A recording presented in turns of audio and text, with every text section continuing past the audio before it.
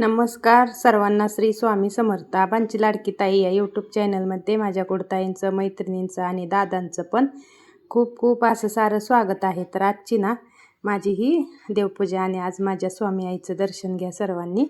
तर आज ना मोगऱ्याच्या झाडाला खूप छान अशी फुलं सुंदर आलेली आणि ती फुलं ना मी देवाला आणून अर्पण केली आणि एवढं छान आणि एवढं प्रसन्न वाटत होतं ना. तर खरंच खूपच छान वाटत होतं. आणि आज तुपाचा दिवा लावला आहे, कारण का तेलाचा दिवा काय माहिती जास्त माझा हीच नाही होत असा. त्याला कापसावरती ते असते ना, त्याला ज्योत होती आणि मग दिवा असा पूर्ण बारीक होऊन जातो, म्हणून मी तुपाचा दिवा लावायला सुरुवात केली. आणि ही बघा रामफळाला फुटलेली पालवी चैत्र महिन्याची. तर एवढ्या कळ्या लागल्यात ह्या रामफळाला, भरपूर अशा. आणि एवढं मोठं झाड झालं आहे की काय हीच नाही.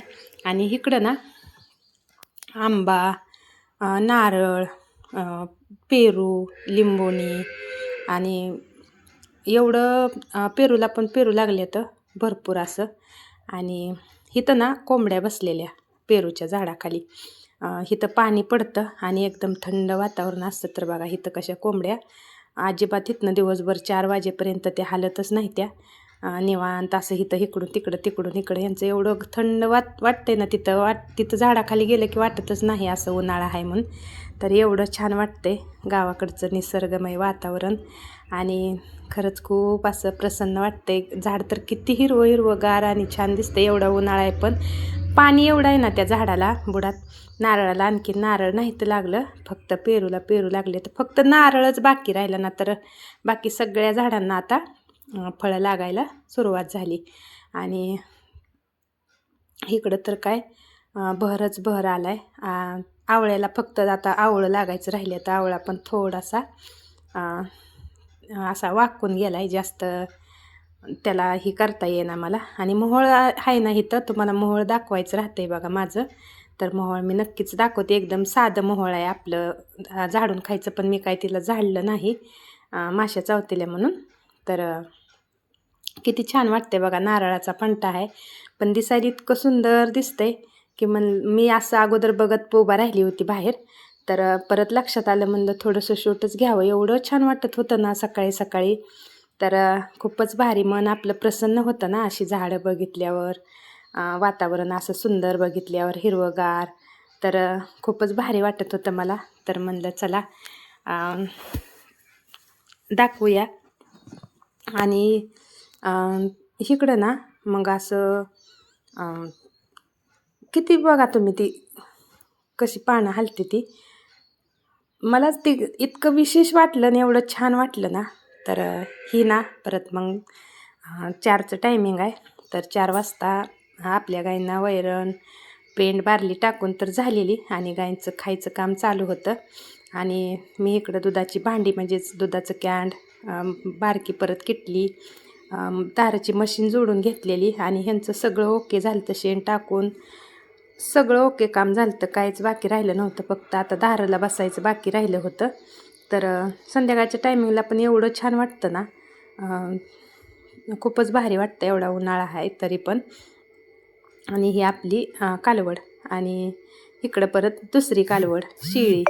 आणि इकडं असं गाई. तर मला शूट घेताना एवढं कळालं की पाठीमागनं शूट असतं माझं सारखं, समोरनं गाई दाखवताच येत नाही त्या.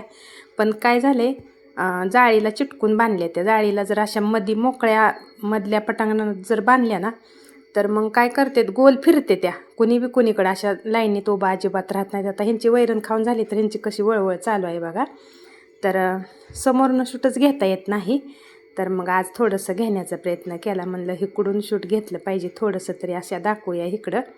तर वैरण खायची होय तोपर्यंत एकदम शांत असते त्या. वैरण खाऊन झाली की लगेच इकडल्या कुंडीतली खाऊ का तिकडल्या कुंडीतली खाऊ असं ह्यांचं चालू असतं. आणि दाराचं टायमिंग होतं. तर म्हणलं चला आता थोडंसं शूट घेऊन झालं की नंतर मग आपण दाराला बसूया.